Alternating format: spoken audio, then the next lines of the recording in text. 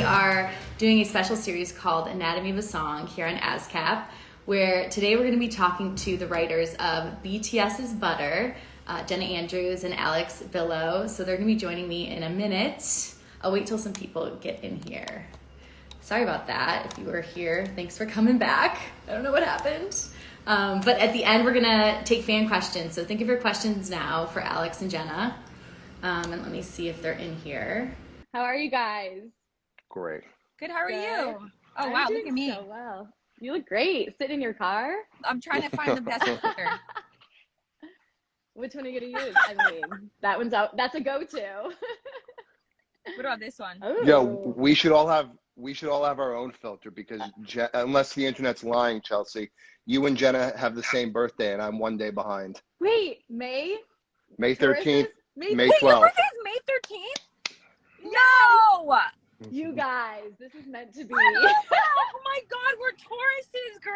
I You love guys, that. That's really good energy. We're all really chill. We're That's Earth right. signs. Are you guys into I don't know about astrology? that. I don't know if I'm chill, but I'm not into astrology. I'm just into that every year on my birthday. I don't have to throw a big party because I know that Jenna will have one at midnight. I'm like, cool, I'll just go to that one. You're like, I'm just tagging along. You like Exactly. secretly write your name on the cake. You're like, yeah. Yeah. Totally. It's my Yeah. party too. For real. I love that. Oh my gosh. Well, you guys, I'm so excited to talk to you. I mean, what a year you've had. I Oh my feel like, God, I mean, it's been crazy. let me just say for those that don't know, I kind of said it in the intro, but Butter was #1 on Billboard Hot 100 for 10 weeks, which is wild. And like, I think about you guys as, you wrote this song with BTS, but like, that's kind of like a dream as a songwriter, right? Yeah. Yeah, really. What's the last 4 months been like for you guys? Alex? It's been everything that you think it is. It's been a bit of a whirlwind. It's a dream. It's sort of like, it's not a dream in the sense of, when somebody wins the lottery and they go to 7-Eleven and they buy a ticket and then they wake up one day and they're, millionaires or whatever it is. Like, we worked really hard on this. So there was like a lot of lead up. So it really didn't happen overnight, but things definitely changed. And there was at one point where, if you write a song that's a hit, whether it's a #1 or #10 or whatever it is, you have to be thankful for all of it because you get to write music for a living. But I think it was at week 5 at #1 where I was really pinching myself. I was like, this is a joke. And then at 7, I was like, this can't still be going. And then at 9, I was like, if this doesn't hit double digits, I'm going to be really upset. Yeah. What was did you celebrate most at when it was the first week it was #1, or was it like the 10th week or did you guys celebrate together at all? Yeah, first week we celebrated together. First week. Okay. Yeah. And when you went into, well, Jenna, I want to hear, how has it been for you, if you want to speak on that? Because I know, I've seen you with your butter nails, which I appreciate. And I mean, it's been amazing. I think that it's just, I don't know, it's just been such a ride, right, Alex? I wish I could show them the picture of you when the video first came out. What is it? Describe it. Yeah, go ahead. It's the funniest picture you've ever seen of Alex. I can't even, wait, let me see if I could do an impression. I feel like it's we're all watching YouTube at Jenna's place, doing the countdown for the video to come out. Oh. And so we're all watching it and we're all so hyped, and it starts and the video is basically in one arm, I'm grabbing Jenna's arm out of shock with one hand, and I'm watching the video like this, and my face is bright red. I'm just like okay, that was it. That's it. The bright red A live version. Yeah. We'll talk about, let's go back to kind of the day you guys started writing the song. Take us back into the studio. How did it start? Did it start with a lyric, a word? Was the word butter a concept? How did you guys, what did it start with? Alex, you take it away. I love how he tells the story. Okay, yeah. You love how I tell it because it's very much like if this was a Marvel film, Jenna would be like the superhero that saves the world. So basically what happened is, everybody's locked down. Everybody's doing sessions on Zoom. And if they weren't, they should have been, and they should feel guilty.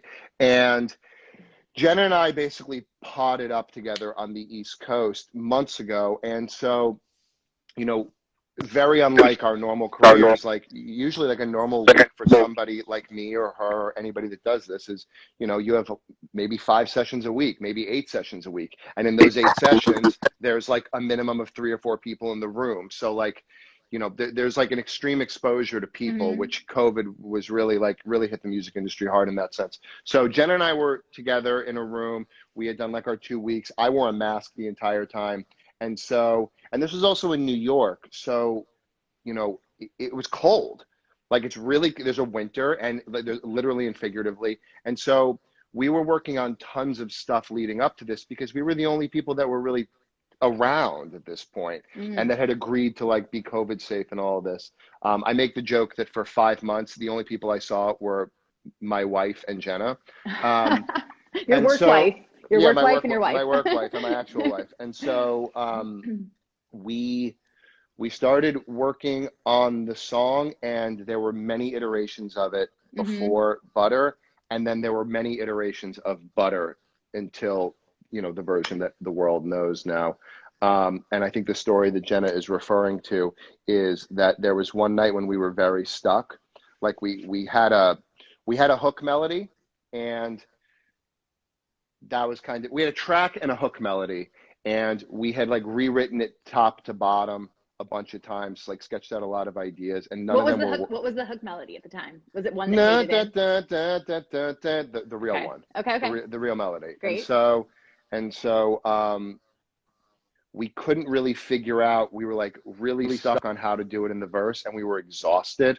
We were just like tired, like very, very physically and emotionally drained, and Jenna had like left the studio and gone into her kitchen for like an hour or 2 hours, and Steven, one of the other writers and the producer, and Rob, one of the producers, were on Zoom, and they were like waiting for Jenna to come back, and they were like, where is she, and I was like, I don't know, like I don't know, just please, she'll be back when she's back, she's doing something.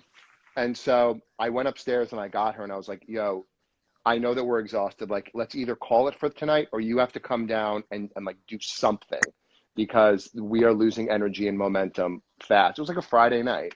And she sort of like, you know, it's 11 or midnight, and she kind of like wobbles into the room in her pajamas, just like, and we're all dead. And she's like, all right, fine. Like, play it, mute what we've got, play it. And she's like, what if it's like smooth like butter?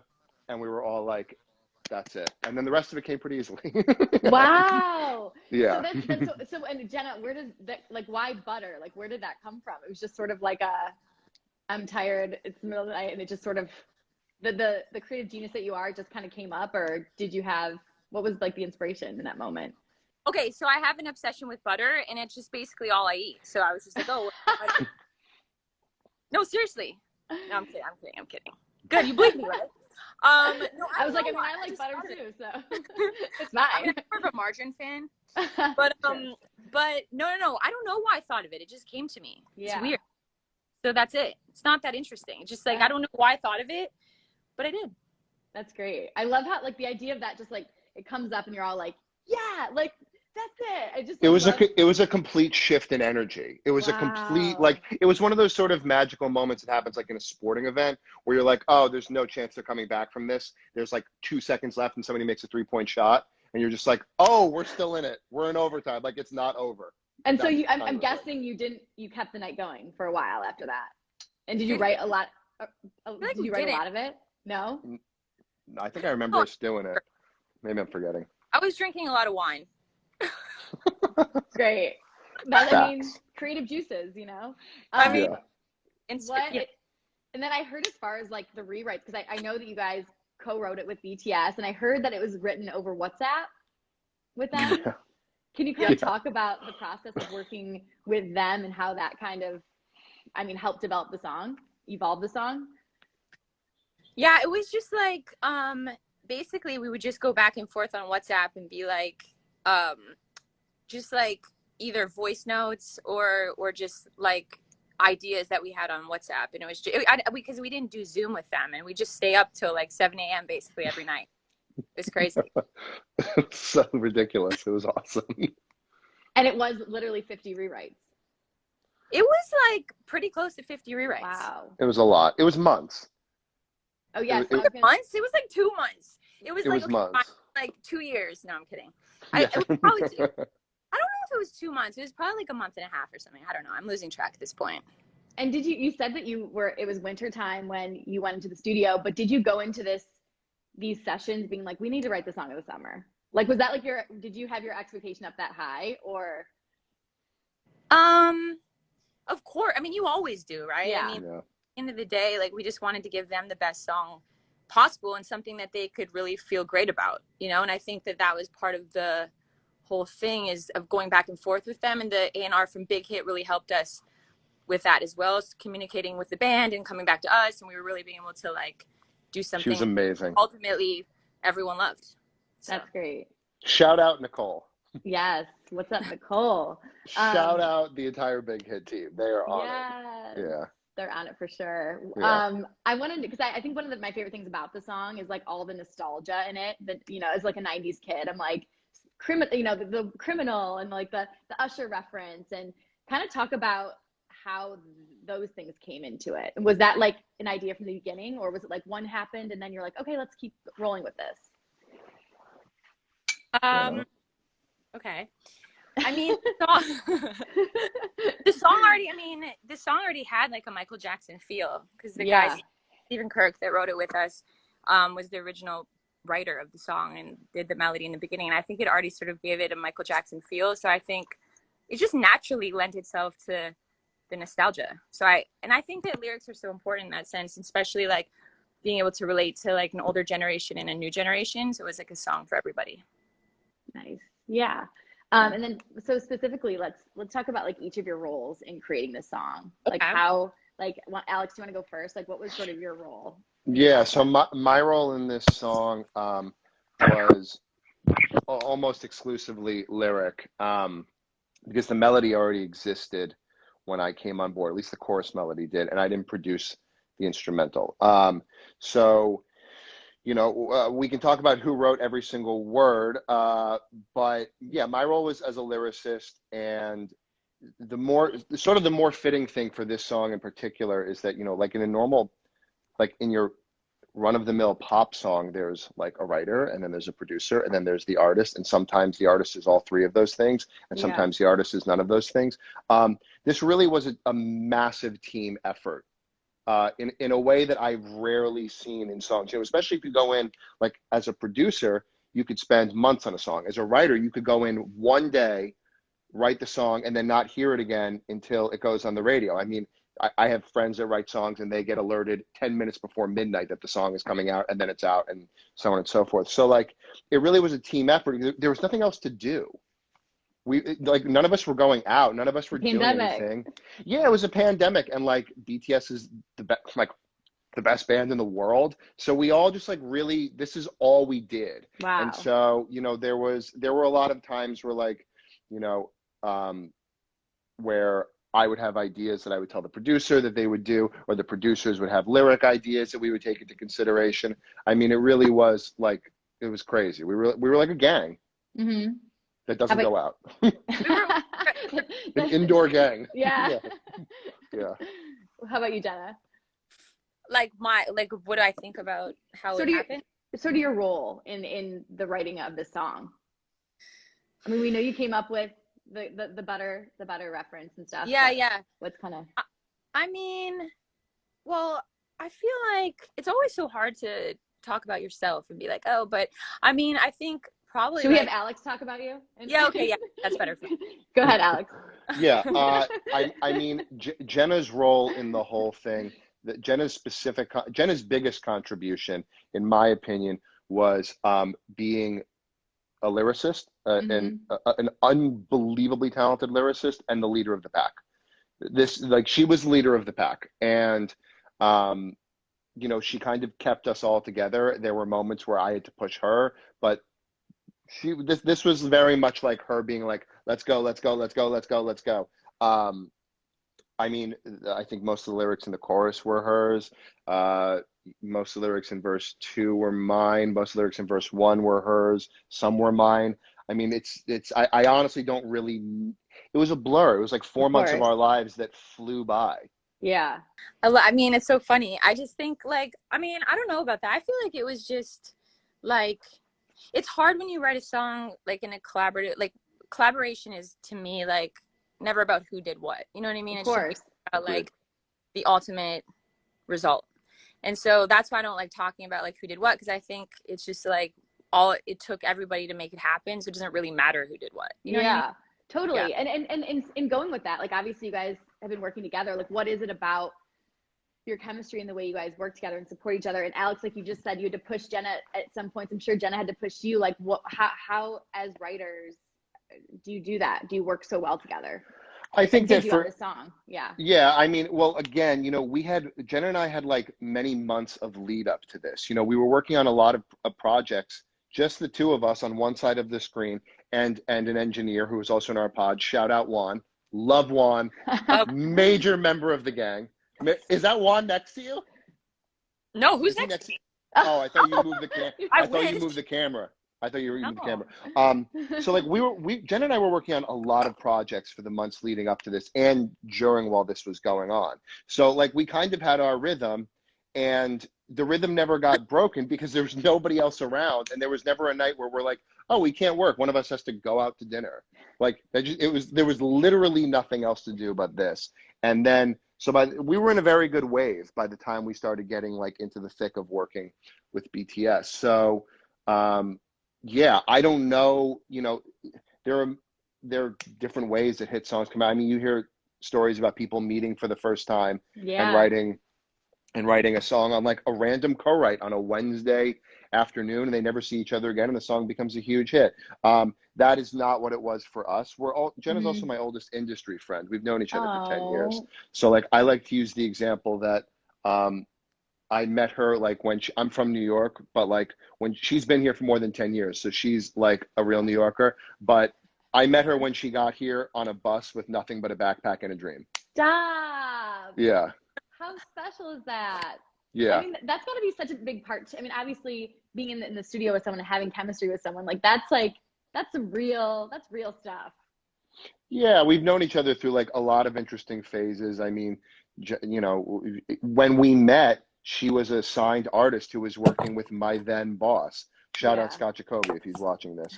So, like when I was like cleaning a studio, that's when we met. And then, we kept up over the years, and I obviously watched her career, do what a career does, go like this and likewise. And then, it's crazy. We were not strangers.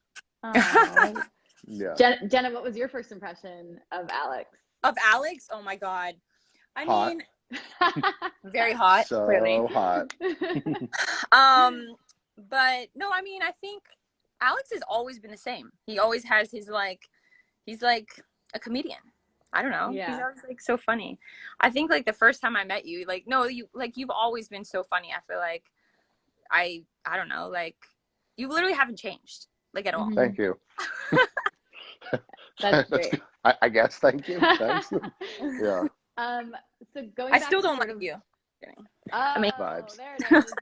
Vibes. Going back to Butter, and I love how you were saying like we're stuck inside. We literally have nothing else to do. So at that point, I feel like it'd be really easy to be so nitpicky and like be like it's not done yet. Like be perfectionist. What was the moment when you felt like okay, this song was complete? Was there something that happened? Was there like a certain final lyric that came into play, or what? Can you talk about that a little bit?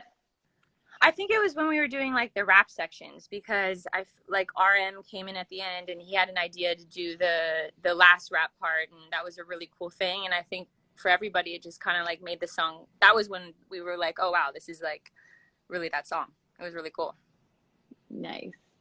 And then for you guys, do you feel like you would like what you learned from making this song as songwriters? Would you do anything different when it comes to writing the next music that you're working on? Like, did you learn something from this process? Oh, guess what? What? Juan just got here. Juan, let's say hi to Juan. Juan's here. Oh, Let's Juan! go. Juan's in the cut. Juan, Let's what go. I've heard so much Juan's about in the you. cut. Yeah. So we were just talking about you. You're all up in the comments right now. Juan's famous out here. Okay, just to paint the picture. Okay, wait. Keep Juan, Jenna. Keep Juan close. Just to paint the picture. Juan? In the thick of this, like we're in a pandemic, we can't see anybody else. We can't do anything. Juan's wife just gave birth like 6 weeks ago. Juan has a 6-week-old baby. 6 weeks. Oh my God, he doesn't even know how old he is. He doesn't know. August 12th. Oh, congrats. Okay, so like we can't tell anybody about BTS because it's BTS, and like it's a secret that we're not gonna break. And Juan has this like other enormous secret that none of us know. I mean, that's how crazy this time was. Wow. And when did you tell us? Did you tell us when the song was out or no? You told us in like April. In LA. In Nashville. Yeah, but was that before? Oh, in Nashville, that's right. I feel like it was in April. I think it was before. You know what, guys? While everyone's listening in here, no, we didn't write the song. It was just Juan. Let's give Juan. Can I actually just interview Juan right now? Can I just talk to Juan? Yeah. Of course. She wants to interview you. Okay, if anybody wants to know why I have 4 thingies, it's because I like this filter. So, do we hate it? Do we need to change the filter, or is this fine? I mean, I love this filter. I love the filter. I think it's great. If you want to switch it up, we're for that too. Okay, I'll switch What it up, up. bro? So the last question I asked, I don't know if you had an answer for it, but basically, like, do you feel like you learned something different through this process of writing Butter that you're gonna take into the music that you're making now? Yeah, definitely. What's the takeaway? distance. Go the distance. Okay.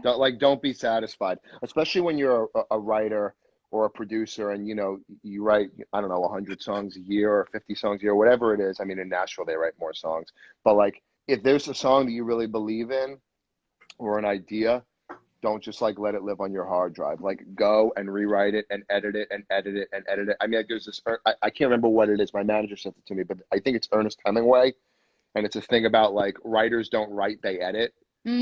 So like if there's something that you believe in, make it perfect. Love that. Yeah. I think Jenna's frozen right now. Are you there? Juan, do you? Jenna just left. Jenna's like, yo, I'm out. Juan's here. No, I'm here. Jenna, what about you? What's the lesson you learned from writing Butter that you're going to take into your songwriting moving forward? Okay, yeah. So basically, let's see. I think I've learned that food titles are a really good thing to write about. So yeah, I feel like that's the vibe. I think that's probably all I'm going to write for the future. What's the next condiments? What's the next food title that's inspiring you right now? What's a little tease? No. Okay, so what I've learned is just to be like very methodical. Like I used to be like, I came up really just being more of like a vibe writer. Like especially as an artist, I tend not to like. It's not even that not paying attention to detail, but I think that I write with my heart more than I feel like sometimes I listen to like the math, and I used to be like, oh, it doesn't matter. But now I think it's both. You know what I mean? The heart is what starts a song, but I think to take it to the finish line, the math is important. And that's something that I realized is actually like, it was a challenge for me, and I love to be challenged. So I think now going forward, I think I just pay attention to different details now, and I think it's worth it. I used to hate it as an artist. I used to go into songwriting sessions and be like, I'm never writing with this person again. They're just like so boring. They want to work on a verse for like a week. Like, what the fuck? And then now I like it because I think it's important. And now obviously seeing it number one is just worth it. And I feel, again, it's just a nice challenge. So be honest. Do you, every single time Butter comes on the radio, do you turn it up, or has there gotten a point where you're like, okay, yeah. Hell yeah, I turn it up. Are you kidding me? I turn it way up. Because I've heard some writers be like, think about it. We put so much time into it, and then you just get to a place where you're like, okay, I need a break from it. But is it always like it comes on, you're in your car, you turn it up, and you're just like rock out? I love it. Every time. Every time. You know what? I don't even hear it that much on. No way. I don't have a car, so I Uber everywhere, and like I'm always playing like my music. So I feel like I don't really hear that much. But when I do hear it, I mean, obviously it's a nice feeling. I don't know if I crank it. I just feel, I'm always like shy about it or something. I'm like, oh my God. So I'm like, guys, this is so weird. How about this, Jenna? You're in an Uber, it comes on. Do you tell the Uber driver that you wrote it? Definitely not. That is not my Definitely wouldn't? not. You wouldn't? Definitely not. I feel like I totally would. I'd be like, I went to that. You know, they have like in New York. I go back and forth, but like, you know, in New York, people don't really drive that much. You take the subway and so on and so forth. It's not like LA or I mean the rest of America where you're in your car and you have pop radio on or whatever you listen to. But like when I'm in LA, I'm driving all the time. So when I'm in the car, I have it like tuned to the pop stations, waiting for it. And the only time I've been tempted to tell somebody is that I went to like a K-pop store.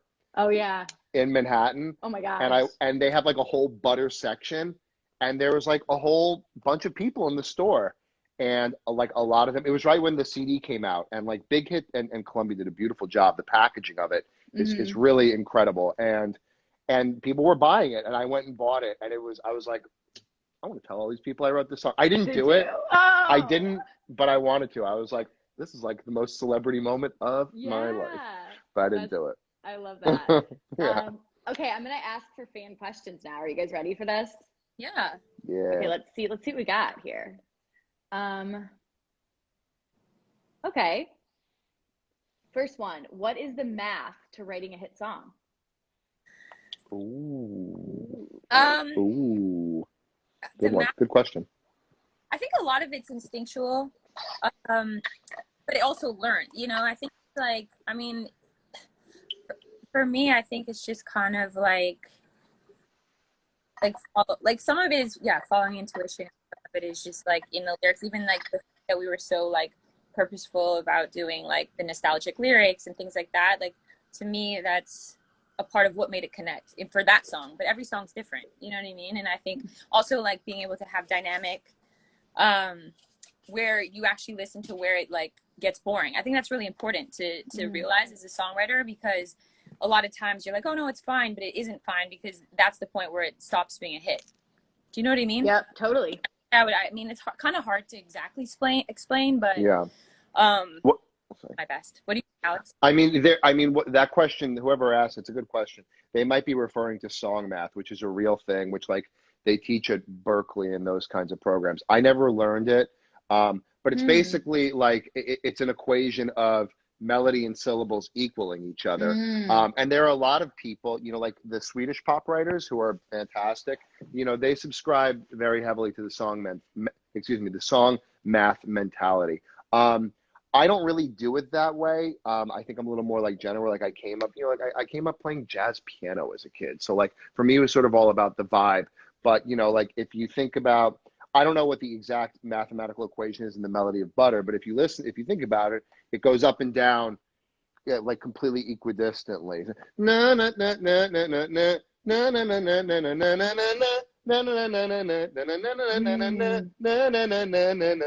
na na na na. Like it's just a perfect sequence of up and downs. Right. Huh? She's calling you out.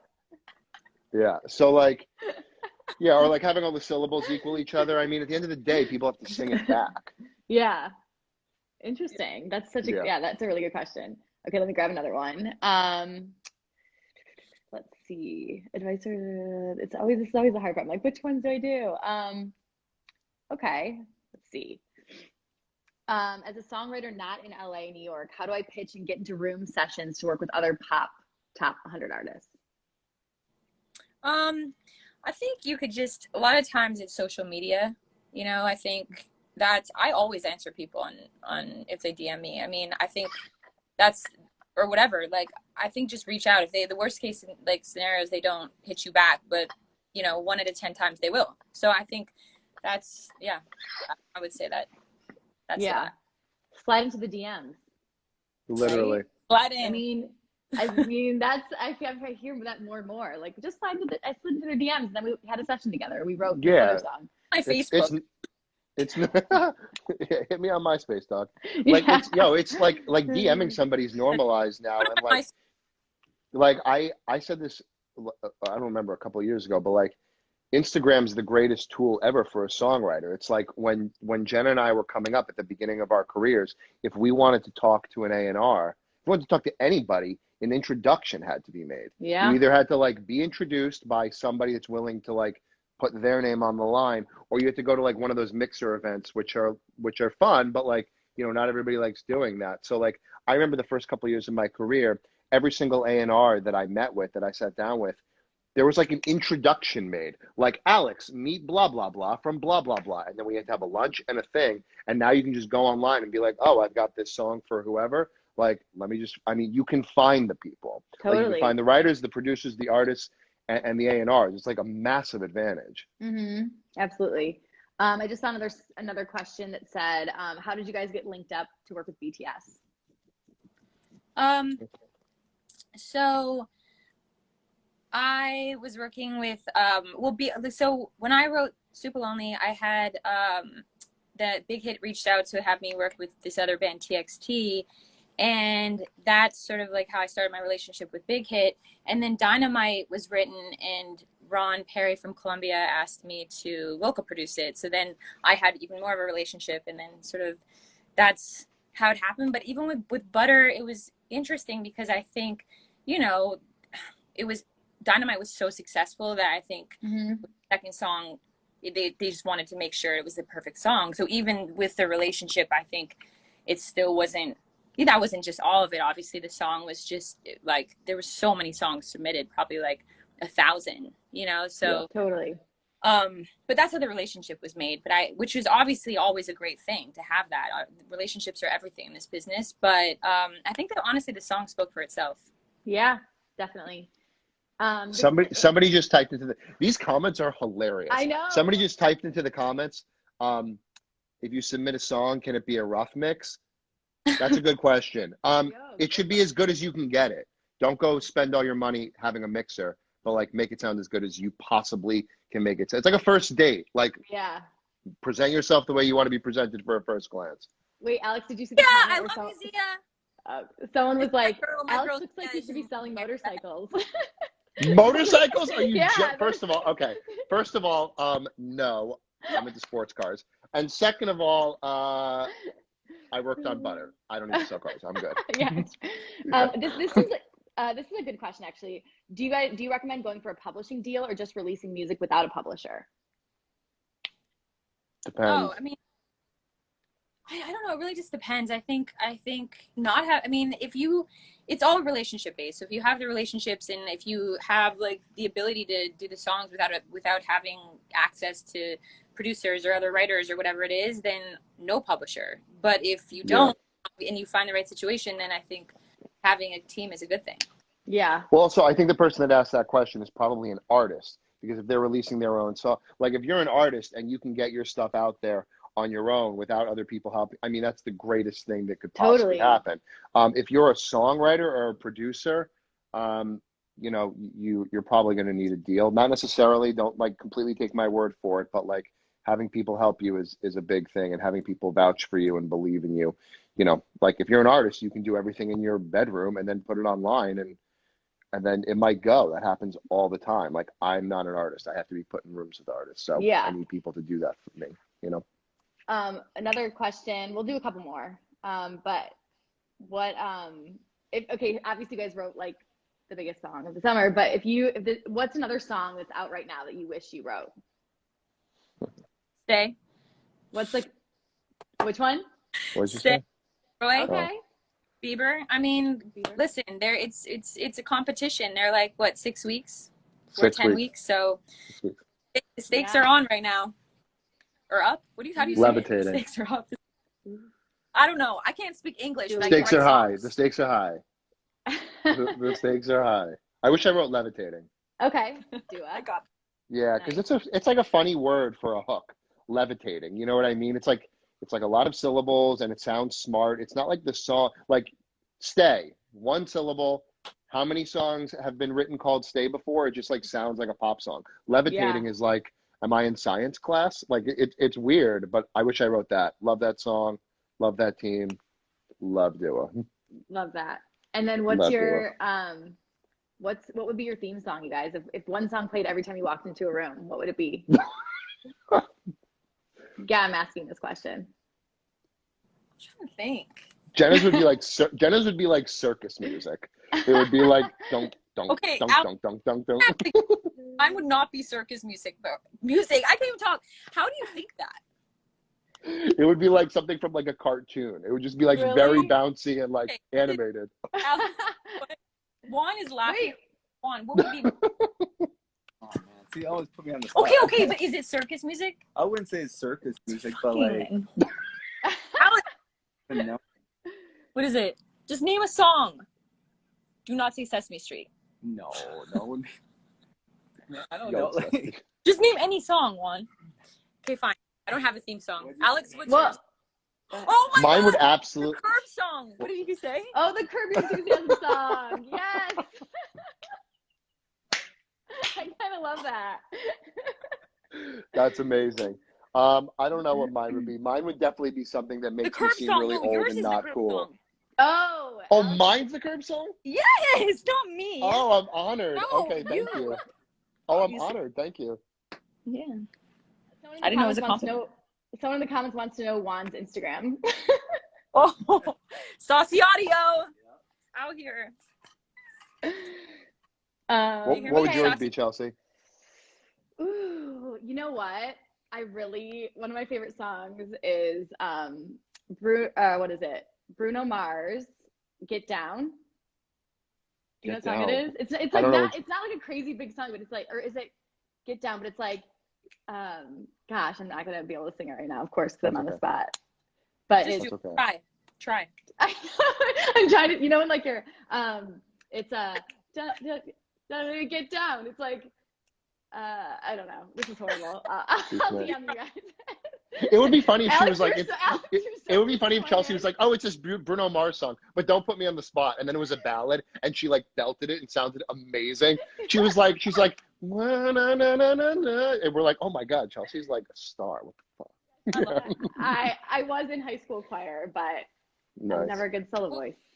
Soprano. Never chorus voice. Huh? I was soprano, but anyways, so that would be my song that I can't tell you what it is. I love it. Okay.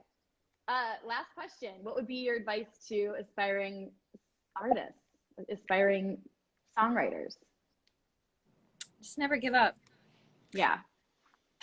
I mean, that's like literally the only thing that I always say, because I think there should be like a million like no's before you hear like one yes. So I think you just have to keep going. Yeah. Definitely never give up, and like, if believe in yourself as much as you can, and surround yourself with people that believe in you.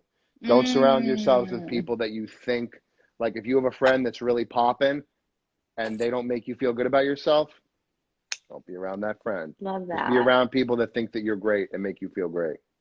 Oh, Actually, that's great. It's like, it's more like not listening to everyone's opinions, actually, because then it's like you lose your like identity. And I think for me, like, I grew up in Canada, and I'm actually really happy about that, because it's not there. Like, I feel like living in the US now it's especially between LA and New York, it's just a different type of pressure.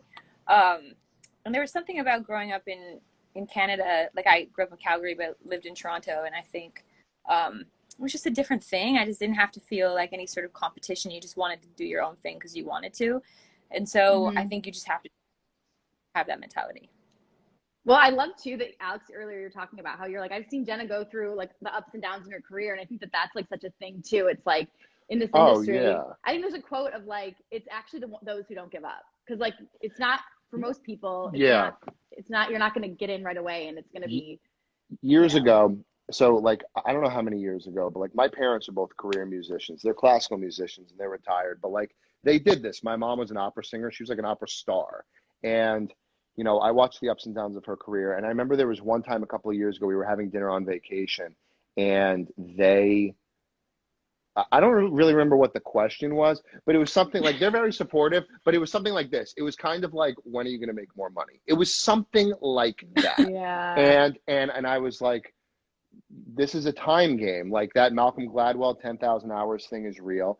And, you know, Totally. there's no rhyme or reason to how people get successful in the music industry. It really kind of is like the Wild West. But if you look at the majority of people that are successful at whatever their hustle is, whether they're an artist or a writer or an A&R or a lawyer or whatever, they've been doing it for a long time. It's an industry of relationships, and you have to stick with it and put in time and sort of like prove that you're good and be willing like, and be in it, you know, that like there's a lot of people in the world that want to do this. So yeah, I remember like looking at the top 40 and being like, oh, the majority of writers and producers are all in their mid 30s, most of them. You know what I mean? And I was like, oh, does that mean I have to wait a few more years? Or like maybe, and of course there are people that, you know, don't fit that mold, and that's fine, respect. But, you know, me and Jen have been doing this like for a long time with a lot of iterations, and also like with a lot of, I guess the best term would be like false starts. Like I was on an album in the beginning of my career that was Grammy nominated. I thought that like my life was going to take off, and it did not. You know, I just kept on making music. That's great. Yeah. I remember the song. What is it? Get too high to get this high off the ground. Don't run, just stay a while.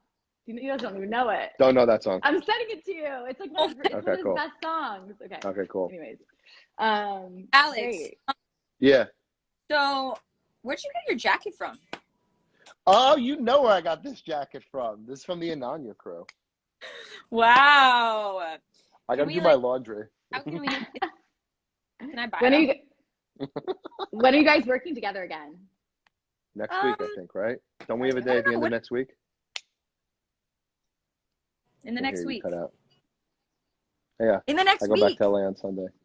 Well, we expect right another now. Hit. We expect another hit. So get working. Yeah. We're ready for it. That's the funniest thing about when you have a song that's really big. Nobody wants to know, like, hey, so what else you work on? They just want to know, oh, so like, when are you gonna write Butter again? I'm You're like, been done. Trying. Well, now it's like the highest too. You're like number 1, 10 weeks. Like, where do you go from there? But you guys got it. I trust. Yeah. Oh, you guys are so great. It's been so fun talking to you. Yes, this has been awesome. Thanks for hanging, and of course. I love it. Good tourist energy right here.